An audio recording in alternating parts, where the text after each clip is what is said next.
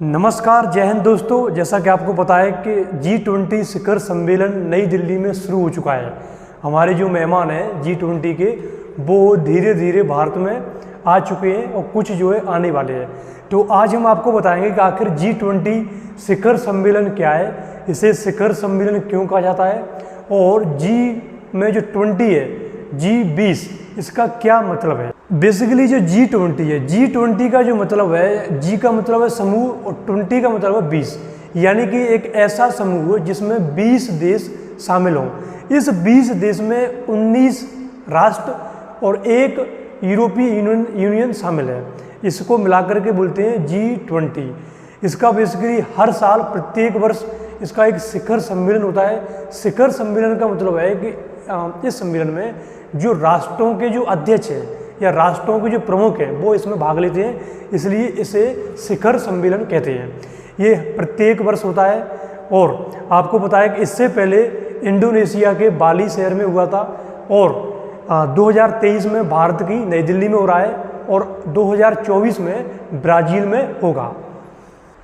अब हम बात करेंगे कि आखिर G20 जो सम्मेलन है, G20 जो ग्रुप है, उसका गठन कैसे हुआ, क्या उसके पीछे आधार था। तो देखो, सबसे पहले हम आपको बताएं कि बेसिकली G20 से पहले G7 देश थे। G7 का मतलब 7 देशों का एक समूह। उस 7 देशों के समूह में कौन कौन शामिल था? कनाडा था, संयुक्त राज्य America, France, Germany, Italy, Britain और जापान। इन देशों के समूह था Canada, USA, Britain, France, Germany और जापान, है ना। ये बेसिकली 7 देशों का समूह था। इस 7 देशों के समूह ने, इसमें एक देश और शामिल हो गया बाद में, रूस, जिसको मिलाकर G8 हो गया। इस G8 समूह ने अपना विस्तार दिया, और वही विस्तार था G20। G8 यानी कि 8 देशों का समूह ऑलरेडी था। इन 8 देशों के समूह ने में विस्तार किया गया, और वो विस्तार बढ़ करके हो गया 20 देशों का समूह, जिसे हम कहते हैं G20। बेसिकली G20 की जो स्थापना 1999 में हुई, और मैं आपको बताऊं कि इसमें जो 19 देश है, 19 देश और एक यूरोपीय यूनियन इसमें शामिल है, इसीलिए इसे मिलाकर के बोलते हैं G20। ठीक है। अब प्रश्न उठता है कि आखिर यह प्रभावशाली क्यों है, इसका क्या महत्व है, इसमें वजन कितना है।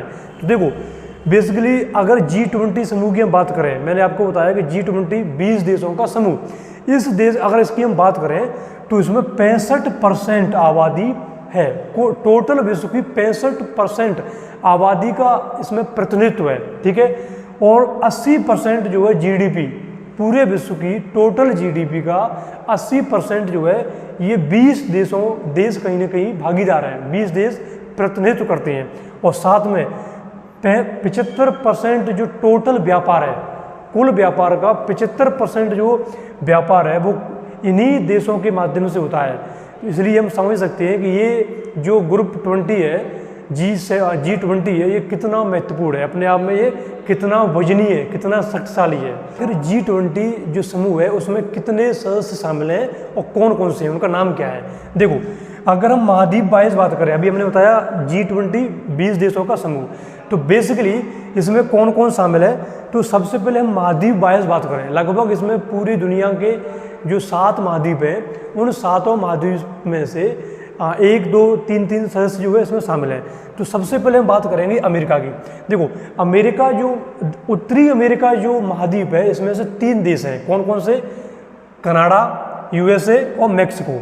उत्तरी अमेरिका से 3, और जो दक्षिणी अमेरिका है इसमें से 1 ब्राज़ील और अर्जेंटीना। दक्षिण अमेरिका से 2, और जो अफ्रीका है, अफ्रीका महाद्वीप से 1 है जिसका नाम है दक्षिण अफ्रीका। ठीक है। जैसे कि मैंने यहाँ लिस्ट दी है, कनाडा, USA, मैक्सिको, ये उत्तरी अमेरिका के देश हो गए। ब्राज़ील, अर्जेंटीना, ये दक्षिणी अमेरिका के देश हो गए। और ब्रिटेन, फ्रांस, जर्मनी, इटली और यूरोपीय संघ, ये बेसिकली यूरोप महाद्वीप के हो गए, है ना। ये यूरोप महाद्वीप पूरा इनके हो गए। यूरोपीय संघ में बेसिकली यूरोप के अधिकतर देश शामिल हैं, तो ये यूरोपीय संघ हो गया। और बाकी जो है, बाकी कौन कौन से हैं? दक्षिण अफ्रीका, ये अफ्रीका महाद्वीप से प्रतिनिधित्व करने वाला दक्षिण अफ्रीका हो गया। और एशिया महाद्वीप से कौन कौन से हैं?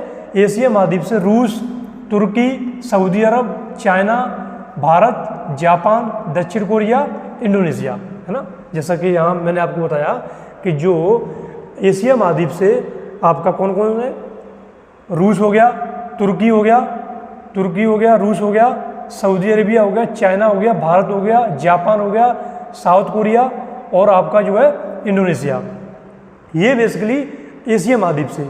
और जो लास्ट में बचा वो है ऑस्ट्रेलिया। ऑस्ट्रेलिया आपका एक अलग महाद्वीप है जो इसका मेंबर है G20 का।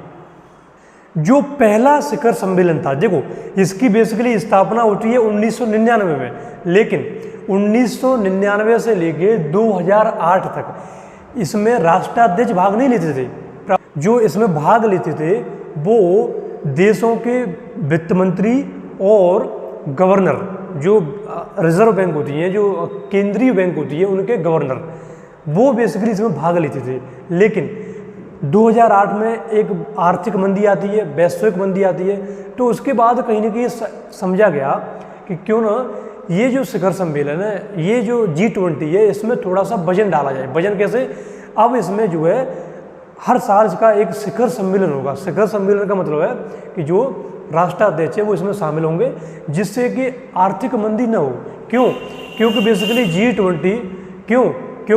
G20 एक आर्थिक मंच है। आर्थिक मंच का मतलब एक ऐसा समूह जिसमें 20 देश शामिल है, वो अपना बैठ करके एक टेबल पर बैठ करके हर साल अपना आर्थिक जो गतिविधियां हैं, जो वैश्विक जो मुद्दे हैं कुछ, उनको उठाते हैं और उन मुद्दों को अपने स्तर पर हल करते हैं। जैसे कौन कौन से मुद्दे?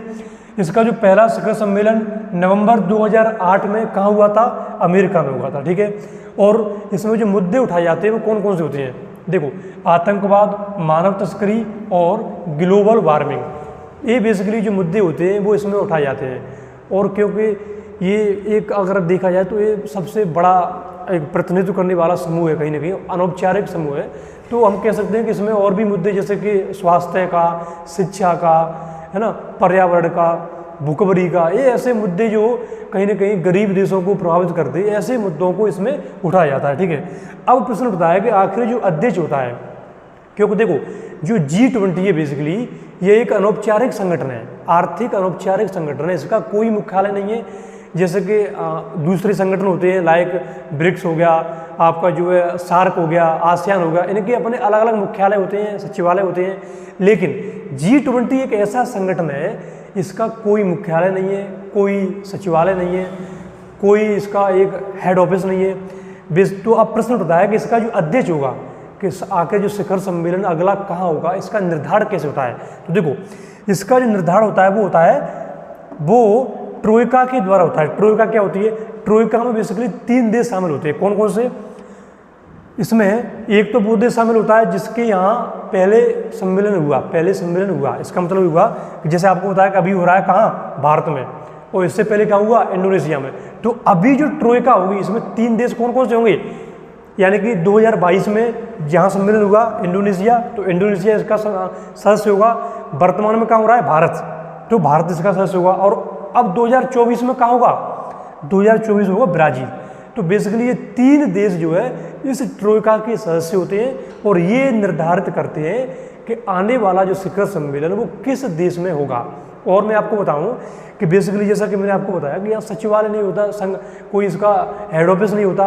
तो होता क्या है कि जिस देश में वो शिखर सम्मेलन होगा तो 1 वर्ष के लिए वही देश हेड ऑफिस हो जाएगा, वही सचिवालय हो जाएगा, और वही जो है सारी गतिविधियां होंगी 1 वर्ष के दौरान, ठीक है।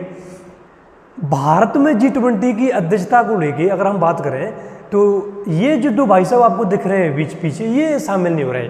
अब इनसे पूछा जाए कि भैया तुम्हें क्या दिक्कत है, तुम्हें परेशानी क्या है, आखिर जो है तुम्हें भारत में जो सम्मेलन हो रहा है तो तुम्हें क्यों मिर्चें काट रही हैं, तुम्हें बुरा क्यों लग रहा है? जैसे कि ये देखो ये पीछे, अब ये शामिल नहीं होंगे, क्या हमारा शिखर सम्मेलन नहीं होगा? क्या हमारा जो सम्मेलन है G20 का वो होगा नहीं इनकी बगैर? लेकिन भाई साहब तुम हो जाते यार, परेशानी क्या है यार तुम्हें? अगर तुम शामिल हो जाते तो उसमें क्या दिक्कत है? थोड़ा भारत घूम लेते इसी बहाने, और भारत की जो संस्कृति है, भारत का जो मेहमान जो अतिथि होता है वो समझ लेते यार। लेकिन साले सबसे शामिल ही नहीं हो रहा है ना। ये देखो चाइना का जो शी जिनपिंग है, ये शामिल ही नहीं हो रहे इसमें। इन्होंने हाथ खड़े कर दिए और बहाना लगाया है कि भैया हम जो है बीमार हैं। अरे भाई हद कर दी यार, शामिल तो हो जाते कम से कम। और हम जो रूस के जो पुतिन साहब हैं, इनसे पूछना चाहेंगे यार तुम क्यों शामिल नहीं हो रहे, यार तुम इन चाइना के इसके चक्कर में क्यों आ रहे हो, तुम तो तुम्हारी जो मित्रता थी वो गहरी मित्रता है, तो तुम्हें तो कहीं ना कहीं शामिल होना चाहिए, देश में आना चाहिए और जो संबंध है वो बढ़ने चाहिए ना, लेकिन हद कर दी यार। देखो जो भारत को जो अध्यक्षता मिली, मैंने आपको बताया कि इससे पहले इंडोनेशिया के पास थी, और दिसंबर 2022 से लेके नवंबर 2023 तक भारत इसका अध्यक्ष रहेगा, किसका, G20 का, ठीक है। हाँ, पहली बार इसका शिखर सम्मेलन भारत में हो रहा है। और मैं आपका कहूँ जो प्रमुख मुद्दे होने वाले हैं, जैसा कि अभी कयास लगाया जा रहा है कि इन मुद्दों पर चर्चा होगी। कौन कौन से मुद्दे हैं, यूक्रेन, रूस युद्ध, जलवायु परिवर्तन, भोजन और ऊर्जा, इन पर कहीं ना कहीं बात होगी। और ऐसा लग रहा है कि भारत जो है कहीं ना कहीं जो गरीब देश है, जो दक्षिणी गोलार्ध के जो देश है, या हम कहेंगे तीसरी दुनिया के जो देश है, उनका मुद्दा कहीं ना कहीं भारत उठाएगा, जैसे ग्लोबल साउथ कहते हैं, जैसे अफ्रीकन जो कंट्रीज हो गए। क्योंकि भारत का कहीं ना कहीं ये मानना है कि भैया देखो अगर इसमें जो अफ्रीका का प्रतिनिधित्व है वो बढ़ना चाहिए, तो भारत कहीं ना कहीं प्रयास कर रहा है कि जो अफ्रीकी यूनियन है, जिस तरीके से यूरोपीय यूनियन है उसी प्रकार भारत प्रयास कर रहा है कि जो अफ्रीकी यूनियन है वो भी कहीं ना कहीं इसमें सम्मिलित हो, ठीक है। अब जो इसकी कार्यप्रणाली कैसे होती है, देखो मैंने बताया कि इसमें कोई सचिवालय नहीं, कोई संगठन नहीं होता। क्या है कि जिस देश को इसकी अध्यक्षता मिलती है उसी देश में साल भर तक बैठकें चलती हैं। और बेसिकली जो शिखर सम्मेलन होता है वो 2 दिन में केवल राष्ट्राध्यक्ष आते हैं और वो असहमति देती है कि भैया हमारा देश इस मुद्दे पर सहमत है, असहमत है। लेकिन ये जो बैठकें हैं ये साल भर चलती हैं। भारत में साल भर बैठकें चली और लगभग 100 प्लस जो भारत के नए जो शहर हैं, जो बड़े बड़े शहर हैं, उनमें बैठकें हुई। जैसे कि आपको बताया होगा जब कश्मीर, हैदराबाद, लखनऊ, भोपाल, इंदौर, जितनी बड़ी जो देश की जो राजधानियाँ और जो शहर हैं उनमें ये बैठकें हुई। और इन बैठकों में हिस्सा किसने लिया, ये प्रश्न उठता है। तो देखो इसमें हिस्सा वित्त ट्रैक जो है, 2 प्रणाली होती है, 2 चीज़ें होती हैं, 2 शब्दावली होती है, वित्त ट्रैक और शेरपा ट्रैक। ये साल भर चलने वाले जो संगठन है, साल भर चलने वाली बैठकों में ये भाग लेते हैं। तो इसमें वित्त मंत्री और केंद्रीय बैंक के इसमें वित्त मंत्री और केंद्रीय बैंक के जो गवर्नर होते हैं वो भाग लेते हैं। क्योंकि भैया ये जो शिखर सम्मेलन 2 दिन का होता है उसमें तो केवल राष्ट्राध्यक्ष आकर के सहमति करते हैं, बाकी इसकी बैठकें पूरे दिन चलती हैं, पूरी साल भर चलती हैं, जैसा कि भारत में चली है ना। वो एक होता है शेरपा स्तर की बैठक, एक तो हो गई वित्त मंत्री और गवर्नर स्तर की बैठक, और दूसरी शेरपा स्तर की बैठक है ना। हर देश की शेरपा होते हैं। शेरपा बेसिकली जो राष्ट्राध्यक्ष होता है वो अपना एक प्रतिनिधि नियुक्त करता है, उसे बोलते हैं शेरपा, ठीक है। तो ये जो बैठकें बेसिकली चलती हैं, और इस बैठक का जो भारत में सम्मेलन हो रहा है, भारत ने जो इसकी थीम रखी है वो क्या है, वसुधैव कुटुंबकम, 1 अर्थ 1 फैमिली 1 फ्यूचर। भारत जो है, हमारी जो संस्कृति है वो कहीं ना कहीं वसुधैव कुटुंबकम उसका सिद्धांत है।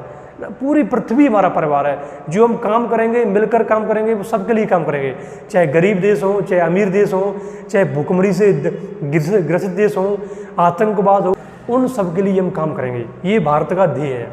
तो देखते हैं कि इसमें क्या क्या जो मुद्दे और उठाए जाते हैं और कौन कौन सी जो है इसमें मुद्दों को शामिल किया जाएगा, है ना। तो इसी के साथ जय हिंद दोस्तों, जय भारत, नमस्कार।